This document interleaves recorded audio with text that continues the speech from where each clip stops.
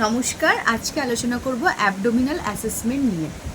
Abdominal assessment is the part of physical assessment এবং abdominal assessment had 4 steps: inspection, auscultation, palpation and percussion. Abdominal assessment সবসময় এই 4টে step maintain করেই করতে হবে। কখনোই মানে ইন্সপেকশন পরে করব বা পারকিউশন আগে করে নিয়ে অসকাল্টেশন করব, কখনোই নয়। অ্যাবডোমিনাল অ্যাসেসমেন্টের ক্ষেত্রে অসকাল্টেশনটা কেন আগে করে নেওয়া হয়? যাতে করে প্যালপেশন বা পারকিউশন করার পরে অনেক সময় কী হয়, বাউল সাউন্ডের প্রবলেম হয়ে যায়, যেহেতু এরকম নাড়ানাড়ি হচ্ছে, তো অসকাল্টেশন ঠিকঠাক আসবে না। তাই জন্যই আগে ইন্সপেকশন আগে ভালোভাবে দেখে নেব, তারপর অসকাল্ট করে নেবো, তারপর প্যালপেট করব, তারপর পারকিউশন করব। তো এই হলো 4টে মেন স্টেপ। তো আগে একটু অ্যাবডোমিনাল অ্যাসেসমেন্ট সম্পর্কে জেনে নিই। তো অ্যাবডোমিনাল অ্যাসেসমেন্টের মাধ্যমে আমরা অ্যাবডোমিনাল অনেক ফাইন্ডিংগুলো পেয়ে থাকি। এমনকি অ্যাবডোমিনাল অ্যাসেসমেন্ট করে আমরা গল ব্লাডার স্টোন, অ্যাপেন্ডিসাইটিস, এছাড়াও হচ্ছে যে কোনো অ্যাসাইটিস হচ্ছে কি, হেপাটোমেগালি হচ্ছে কি, এরকম অনেক অ্যাবডোমিনাল ফাইন্ডিং পেতে পারি। এছাড়া কোনো স্কার মার্ক আছে কি, যেটা পেশেন্ট বলতে পারছে না, পেশেন্ট হিস্ট্রি টেকিংয়ের সময়, ফিজিক্যাল অ্যাসেসমেন্টের সময় এই অ্যাবডোমিনাল অ্যাসেসমেন্ট ভীষণ ভীষণ ভাইটাল। তো প্রথম থেকে একেবারে আমরা প্রসিডিওরে চলে আসি।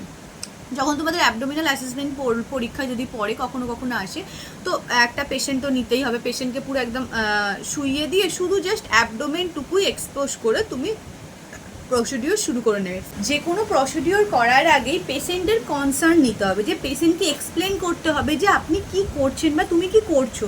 তুমি একটা পেশেন্টের পেট এক্সপোজ করবে, সেখানে হাত দেবে, স্টেথো দিয়ে শুনবে, স্বাভাবিক সে পেশেন্টটা হসপিটালে অ্যাডমিট আছে, ভয় পেয়ে যাবে যে কী হচ্ছে আমার সাথে, কী হয়ে গেল। তো অবশ্যই পেশেন্টের কনসার্ন নিতে হবে। কী করবে? শুনুন, আপনার তো হসপিটালে ভর্তি হয়েছেন, পেটে ব্যথা হচ্ছে, তো আমি না আপনার পেটটা একটু ভালোভাবে দেখবো যে আপনার পেটে কোনো সমস্যা আছে কি, ঠিক আছে? আমি একটু কানে আমার এই স্টেথোটা দিয়ে শুনবো, আপনার পেটে হাত দিয়ে একটু দেখবো, ঠিক আছে? যদি অসুবিধা হয় আপনি অবশ্যই বলবেন, ঠিক আছে? আপনি এবার শুয়ে পড়ুন। এভাবে পেশেন্টের কনসার্ন নিয়ে পেশেন্টকে একদম শুইয়ে দেবে, দিয়ে পেশেন্টের গায়ে একটা চাদর চাপা দিয়ে দেবে অবশ্যই, কারণ পেশেন্টকে তুমি এক্সপোজ করছো, সেটা যেন কোনোভাবেই পেশেন্টের প্রাইভেসি নষ্ট না করে। তো তাহলে পেশেন্টের গায়ে এইভাবে একটা চাদর দেবে, দিয়ে যতটুকু দরকার সেই জাস্ট ততটুকুই জামাটা তুলবে, এক্সপোজ করবে। প্রথমেই হচ্ছে ইন্সপেকশন। ইন্সপেকশন করে আমরা কি কি দেখব?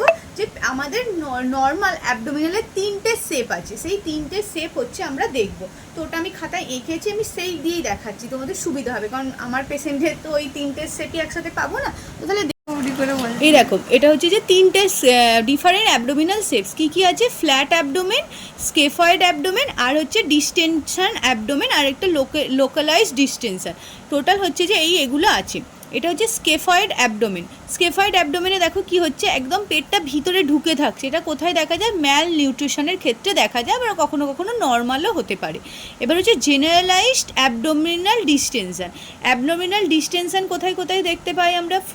ফ্লুইড যদি ফ্ল্যাটাস থাকে, ফ্যাট, ফিটাস, ফুল ব্লাডার, তারপরে ফিটাল প্লাজমিক ফিসেস, এই সমস্ত কিছু ক্ষেত্রে আমরা জেনারেলাইজড অ্যাবডোমিনাল ডিস্টেনশন দেখতে পারি। এছাড়াও যদি অ্যাসাইটিস হয় পেশেন্টের, তখনও তো পেটটা ফুলে থাকবে। তো তাহলে আমরা যখন দেখব অ্যাবডোমিনালের শেপটা দেখে নেবো যে স্কেফয়েড কিনা। স্কেফয়েড মানে পেটটা একদম ঢুকে আছে কিনা। তো সেক্ষেত্রে এটা নর্মালও হতে পারে, আবার ম্যাল নিউট্রিশনও হতে পারে। অ্যাবডোমিনাল যদি ডিস্টেনশন হয়, সেটা তাহলে অ্যাসাইটিসের ক্ষেত্রে হতে পারে, যে পেটটা ফুলে আছে বা পেটে গ্যাস জমে আছে বা পেটে বেবি আছে, পেটে ফ্লুইড জমে থাকলেই হচ্ছে অ্যাসাইটিস বলা হয়। সেটা পেটটা এরকম ফোলা থাকবে, দেখো ছবিটায় পেটটা এরকম ফোলা আছে। তারপরে লোকালাইজ ডিস্টেনশন, দেখবে কারো কারো পেটটা কি হয়, মানে এই আমি যে শেপটা করেছি, এই শেপে না মাংসপিণ্ড যেন মনে হয়ে আছে, মানে যেন সেই এরকম মাংস হয়ে আছে, ওই জায়গাগুলো শক্ত হয়ে আছে। লোকালাইজ ডিস্টেনশন, এইটুকু অংশ যেন শক্ত হয়ে আছে।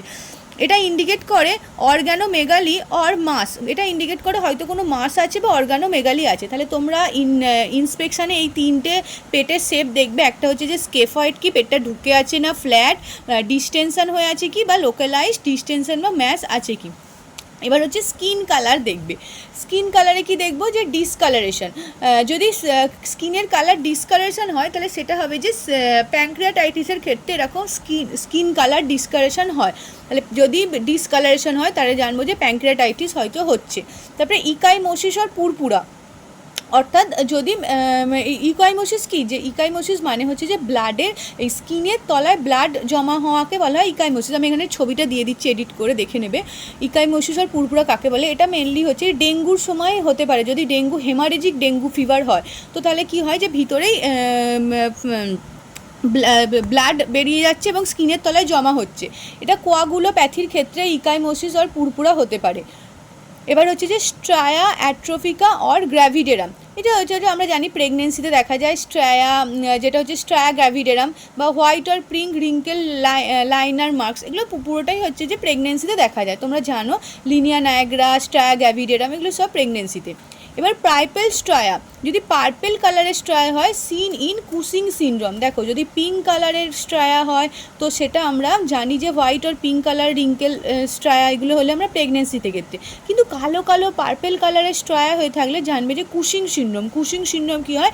থাইরয়েড হরমোনের অ্যাবনর্মালিটির ক্ষেত্রে কুসিং সিনড্রোম বা বাফেলো সিনড্রোম হয়, যে পেশেন্টগুলো অদ্ভুত রকমভাবে মোটা হয়ে যায়, ঘাটটা সেই ষাঁড়ের মতো উঁচু হয়ে যায়, সেটা হচ্ছে কুসিং সিনড্রোম। তাদের ওভারওয়েট হয়, তাদের ক্ষেত্রেই পার্পল স্ট্রায়াটা দেখা যায়।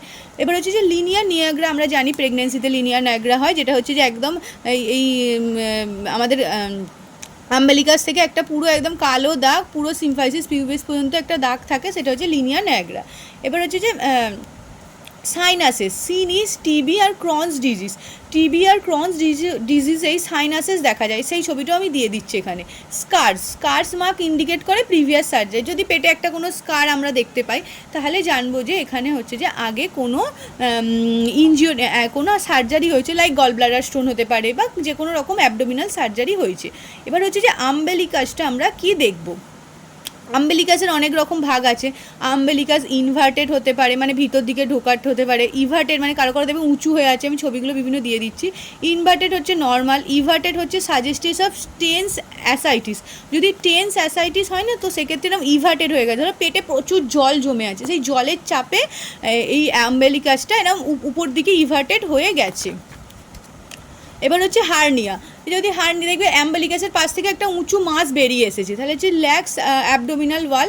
এই ছবিটা দিয়ে দিচ্ছি, দেখবে এরম অ্যাম্বেলিকার পাশ থেকে একটা উঁচু বেরিয়ে এসেছে। তারপর নোট, মেটাস্টিসিস ফ্রম জিআই ক্যান্সার। যদি এরকম নোট দেখতে পাই তাহলে এটা একটা জিআই ক্যান্সার বা মেটাস্টিসিস ফ্রম হতে পারে। এবার হচ্ছে যে মুভমেন্ট উইথ রেসপিরেশন। এবার আমরা পেটের রেসপিরেশনটা দেখব। এবার হচ্ছে যে রেসপিরেশন দেখব। রেসপিরেশন কখনো একদম উপর থেকে দেখবো না। রেসপিরেশন দেখার জন্য কি করব, একদম লেভেল, পেটের লেভেলে আসা হবে, একদম এই লেভেল থেকে দেখব যে রেসপিরেশন কিভাবে হচ্ছে।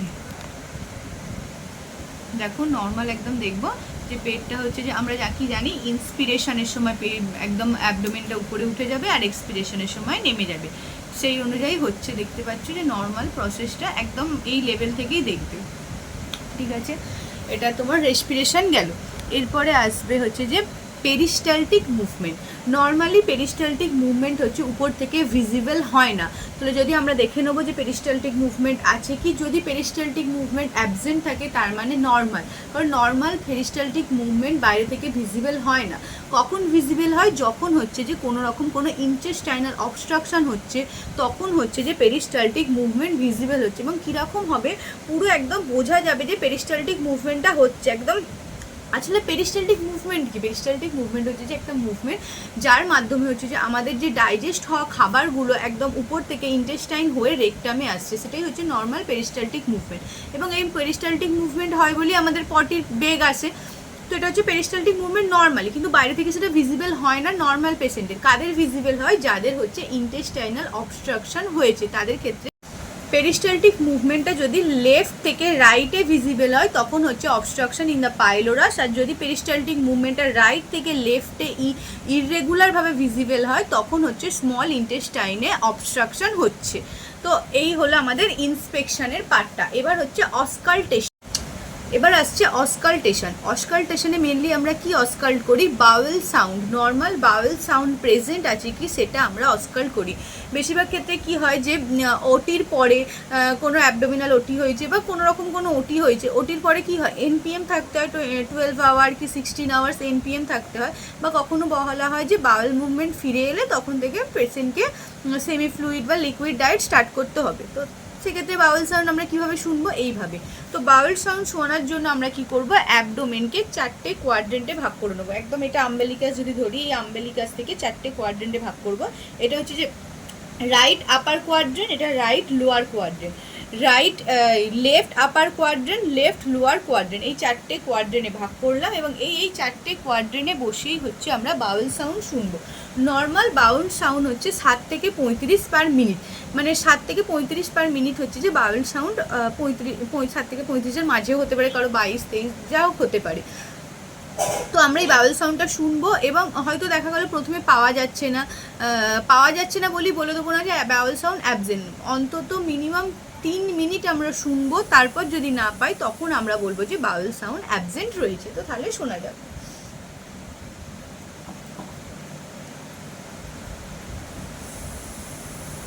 এখানে দেবো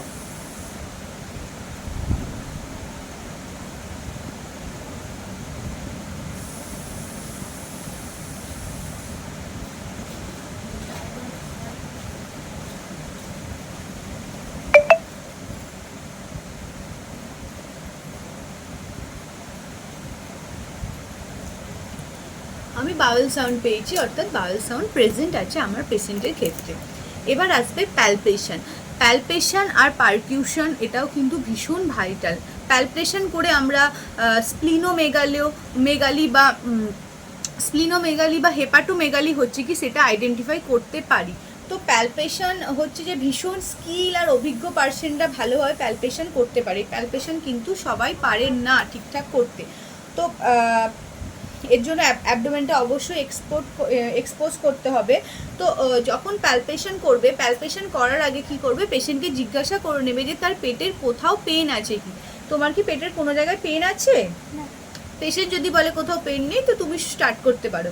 এক্ষেত্রে পেশেন্ট যদি বলে যে না, হ্যাঁ আমার না এই জিপি স্টারনাম একদম এই জায়গাটায় খুব পেন আছে, তো তাহলে জিপি স্টারনামের কাজটা সবার লাস্টে প্যালপেট করবে, আগে বাকিটা প্যালপেট করে নেবে, তারপর জিপি স্টারনামে যাবে। প্যালপেট করার সময় পেশেন্টের মুখের দিকে তাকিয়ে থাকবে একদম ভালোভাবে। স্টার্ট করা এরকমভাবে, ধরো একটা ওভারভিউ প্যালপেট করছো ফার্স্টলি, একদম পেশেন্টের মুখের দিকে তাকিয়ে, যাতে বুঝতে পারো যে প্যালপেট করার সময় পেশেন্টের কোনো মুখের চেঞ্জেস আসছে কি। যদি চেঞ্জেস আছে তাহলে সেই জায়গাটা ভালোভাবে প্যালপেট করতে হবে যে পেশেন্টের কোনো পেন হচ্ছে হয়তো। তো এইভাবে দিয়ে একটু এবার প্রেস করে দেখলে, এভাবে প্যালপেটটা করলে যে কোথাও মাস আছে কি, আছে কি। এবার হচ্ছে যে লিভার প্যালপেট করতে হবে। লিভার প্যালপেট করার ক্ষেত্রে কিন্তু একটা ভাইটাল পার্ট আছে যে লিভার অতটা ভালোভাবে ভিজিবল হবে না যদি না হেপাটোমেগালি থাকে, অর্থাৎ যদি লিভার বাড়া থাকে তাহলেই কিন্তু খুব ভালোভাবে ভিজিবল হবে। তো সেক্ষেত্রে কি করবে, এই যে আম্বেলিকাসের থেকে এইরকমভাবে করলে, দিয়ে এখান থেকে এই যে ইন্টারস্কস্টাল স্পেস যেখান থেকে শেষ হচ্ছে যে রিবসগুলো, সেই জায়গা, এখান থেকে পেশেন্টকে বলবে যে নিঃশ্বাস নিন, জোরে জোরে নিঃশ্বাস নিন। পেশেন্ট নিঃশ্বাস নিতেই থাকবে, তুমি এইভাবে প্যালপেট করতে থাকবে। তুমি দেখলে কোনো রকম কোনো ফিল করতে পারছো না। যদি ফিল করতে পারো তখন কিন্তু টেপ মেজার করতে হবে যে কোন জায়গাটায় তোমার এখানটা তোমার বাড়া ফিল হচ্ছে, কোন এখান থেকে এখানে কতটা হচ্ছে, বা এই লিভারটা তো মেনলি এইরকমভাবে থাকবে, তো তাহলে এইখান থেকে এটা কতটা মেজারমেন্ট করতে হবে। তো আমরা নর্মালি কিছুই বোঝা যাচ্ছে না যে এক্সট্রা কোনো কিছু ফিল করতে পারছি না, যদি থাকে তখন কিন্তু সেক্ষেত্রে টেপ মেজার বা আলাদা রকম কিছু করতে হবে। স্প্লিনটা কি এইখান থেকে এইরকম আসছে, স্প্লিনটা এই জায়গা থেকে এইরকম লেফট সাইড থেকে একদম আম্বেলিকাসের এখান পর্যন্ত। স্প্লিনও নর্মালি ফিল করা যায় না যদি না স্প্লিনোমেগালি থাকে। স্প্লিনের ক্ষেত্রেও ঠিক আম্বেলিকাস থেকে এইভাবে প্যালপেট করতে যাবে। যদি পেশেন্ট পেন ফিল করে বা যদি বোঝা যায় যে স্প্লিনটা তুমি ফিল করতে পারছো, তখন টেপ মেজার নিয়ে এখান থেকে এতটা মাপবে যে কতটা স্প্লিনোমেগালি হয়েছে। এবার হচ্ছে কিডনির ক্ষেত্রে হচ্ছে যে কিডনি ফিল করার জন্য, কিডনিও নর্মালি ভিজিবল হবে না যদি না কিডনিটা বাড়া থাকে। তো এখানে একদম হাতটা ঢোকাবে, এক হাত লেফট হাতটা রাইট হাত দিয়ে করবে। কিডনির ক্ষেত্রে কিডনি ভিজিবল এরকম নয়, ভ্যালোটেবল কি নন ভ্যালোটেবল এটা বলতে হবে যে কিডনি ভ্যালোটেবল নন ভ্যালোটেবল। সেমভাবে এইদিকে লেফটটা ঢুকিয়ে ভ্যালোটেবল বা নন ভ্যালোটেবল ফিল করবে। এই মোটামুটি এইভাবে প্যালপেশনটা হয়ে যাবে। এছাড়াও কোথাও ম্যাস ফিল আছে কি, কোথাও পেন হচ্ছে কি, যেমন ধরুন যদি অ্যাপেন্ডিসাইটিস থাকে তাহলে ম্যাকবার্নিস পয়েন্টে পেন ফিল করবে পেশেন্ট একদম। এই আম্বেলিকাস থেকে ম্যাকবার্নিস পয়েন্ট কোনটা, আম্বেলিকাস থেকে ইলিয়াক যাওয়ার পথে মিডিল জায়গাটা হচ্ছে এইখানটা হচ্ছে যে ইলিয়াক ফোসা, এখানে পেন ফিল করবে। যদি পেশেন্টের এইখানটা চাপ দিয়ে ছেড়ে দিই এই জায়গায় যদি পেন ফিল করে তখন তাহলে আমাদের অ্যাপেন্ডিসাইটিস হয়েছে, যে লেফট সাইডে প্রেস করে ছাড়ছি রাইট সাইডে পেন হচ্ছে, তো সেক্ষেত্রে অ্যাপেন্ডিসাইটিসের পেনটা কিন্তু এরকম হয়। বা জিফি স্টারনামে যদি পেন থাকে একদম এখানে যদি পেন থাকে সেটা হচ্ছে গল ব্লাডার পেন হিসাবেও হতে পারে। তো এই হলো প্যালপেশন। এবার হচ্ছে যে পারকিউশন। পারকিউশনের ক্ষেত্রে কি করব আমরা, পারকিউশন করা হয় এইভাবে নেবে, হাতগুলো নেবে, দিয়ে এই মিডিল ফিঙ্গারটা দিয়ে এরমভাবে বের করবে, একদম গায়ের জোরে নয়, জাস্ট রিস্ট মুভমেন্টের মাধ্যমে, এই রিস্ট মুভমেন্ট।